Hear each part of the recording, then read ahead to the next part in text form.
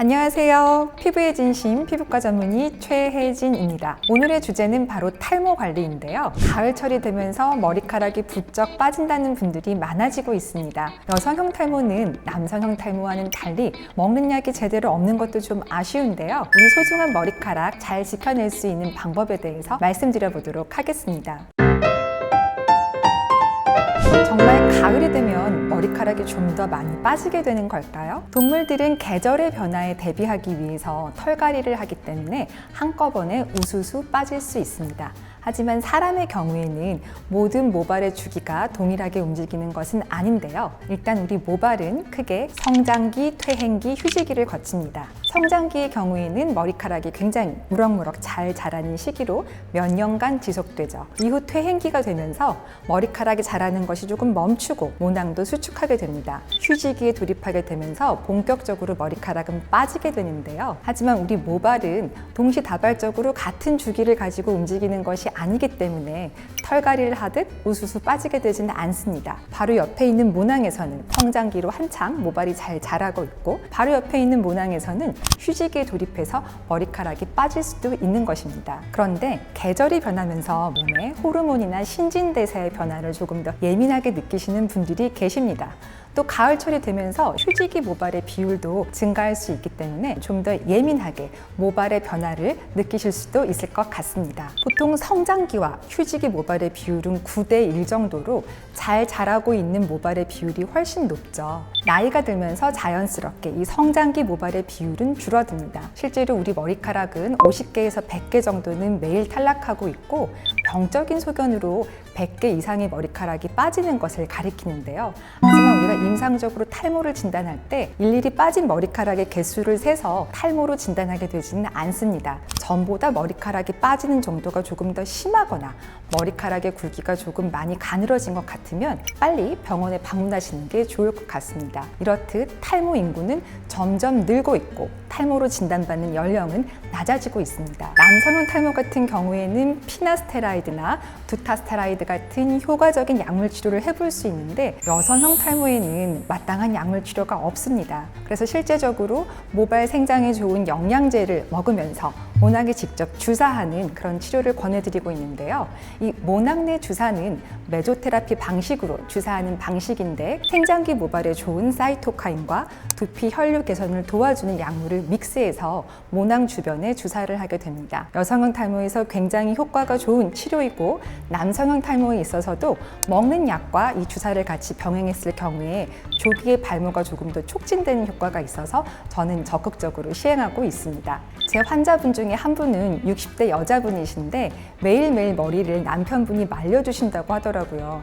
그런데 부인의 머리숱이 점점 감소한다고 생각한 남편분이 저희 병원을 검색해서 직접 예약을 해주셨어요. 굉장히 스윗하신 분이라고 생각을 했는데, 저는 그 얘기를 들으면서 제가 예전에 감동 깊게 보았던 영화 아웃 오브 아프리카에서 남자 주인공 로버트 레드포드가 여자 주인공 메릴 스트립의 머리를 굉장히 정성스럽게 감겨줍니다. 그래서 그 얘기를 듣고 탈모는 사랑의 식후가 이런 걸까? 라는 생각도 조금 해보았어요. 이 영상을 보고 계시는 시청자 여러분들도 오늘 내가 사랑하는 가족의 두피를 조금 살펴보시면서 어디 횡황구석은 없는지, 동그랗게 빠진 부분은 없는지 살펴보시면 좋을 것 같습니다.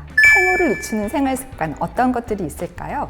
우리가 무심코 하는 샴푸나 머리를 말리는 습관 한번 점검해 봐야 되는데요. 제가 진료실에서 많이 듣는 질문 중에 하나가 머리를 하루에 몇 번, 언제 감아야 할까요?를 많이 물어보십니다. 일상의 노폐물을 잘 닦아낼 수 있는 저녁에 감는 것이 좋지만 전제 조건이 있어요. 머리를 감고 꼭 잘 말리고 주무셔야 됩니다. 머리를 감고 나서 바로 베개에 누워버리면 두피 속은 세균과 곰팡이에 온상이 되어서 굉장히 위생 상태가 좋지 않습니다. 일단 머리를 감기 전에 미온수로 두피와 머리카락을 충분히 적셔주고 손바닥에 샴푸를 풀어서 거품을 충분히 내준 다음에 마사지를 해주시는 것이 좀 더 세정력이 우수한데요. 마사지를 할 때는 손톱으로 박박, 긁어내지 마시고 이 손가락에 지문이 있는 면을 이용해서 부드럽게 마사지를 해주는 것이 좋습니다. 샴푸 후에는 재빨리 머리를 말려주시는 것이 필요한데요. 가급적이면 냉풍을 쓰시는 것이 좋아요. 하지만 아침에 머리를 감으시는 분들 보통 스타일링을 위해서 굉장히 강한 바람으로, 뜨거운 바람으로 또 고데기까지 이용해서 머리를 말리게 되시는데요. 스타일링을 위해서 그리퍼를 사용하거나 해서 냉풍을 이용하는 습관을 가져보시는 게 좋을 것 같습니다.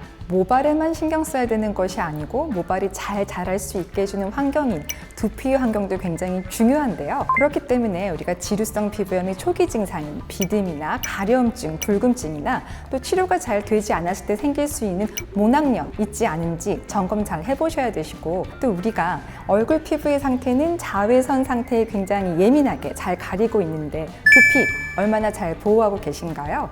장시간 야외에서 자외선을 쬐 일이 있다면 헤어와 두피를 보호하기 위해서 모자와 양산의 착용도 잊지 마세요. 직업상 어쩔 수 없이 머리를 꼭 묶고 있거나 굉장히 조이는 모자를 써야 되는 경우도 있습니다. 이 경우에도 탈모에는 좋지 않은데요. 특히 머리를 꽉 묶는 경우에는 견인성 탈모라고 해서 심하게 당겨지는 부분에 탈모가 생길 수도 있습니다. 건강하고 균형 잡힌 식단과 적절한 스트레스 관리로 운동이나 또 충분한 숙면을 취해주는 것이 건강한 신체, 건강한 모발을 만드는데요. 이 탈모 방지를 위해서 어떤 음식을 잘 먹어야 될까요?를 많이 물어보세요. 저는 콩을 추천드립니다. 이 콩에는 이소플라본이라고 해서 식물성 에스트로겐도 풍부하고 이 자체가 굉장히 좋은 양질의 단백질 식품이에요. 그런데 소화 흡수율이 조금 떨어지는 편이기 때문에 이 경우에 대비해서 아예 두부나 두유의 형태로 드시는 것도 추천드립니다. 탈모가 갑자기 시작되었을 때 몸에 다른 장기에 이상이 생기지 않았을까, 다른 전신 질환과 연관성은 없을까, 이런 걱정을 하실 수 있는데요. 실제로 그런 경우가 있습니다. 저는 그래서 추천드리는 검사는 첫 번째로 갑상선 기능 검사, 갑상선 기능 항진증이나 저하증 모두 탈모와 연관이 있을 수 있기 때문에 갑상선 기능 검사 추천드리고요. 두 번째로 빈혈 검사, 또 세 번째로는 다낭성 난소 증후군이라고 해서 난소에 물혹이 여러 개 생기면서 다모증, 탈모 이런 것들이 생기는 증후군이 있습니다. 이 증후군에서 탈모가 하나의 증상으로 보일 수 있기 때문에 산부인과적 검진과 여성 호르몬 검사도 추천드립니다. 오늘은 우리의 소중한 모발을 지켜내기 위한 생활 습관에 대해서 알아보았는데요. 어떤 증상이 생겼다면 주저하지 말고 피부과에 방문하셔서 정확한 진단과 조기 치료를 받으시는 것이 필요합니다. 시기를 놓치지 않는 것이 무엇보다 중요합니다. 오늘 영상이 도움이 되셨다면 구독과 좋아요 부탁드릴게요. 감사합니다.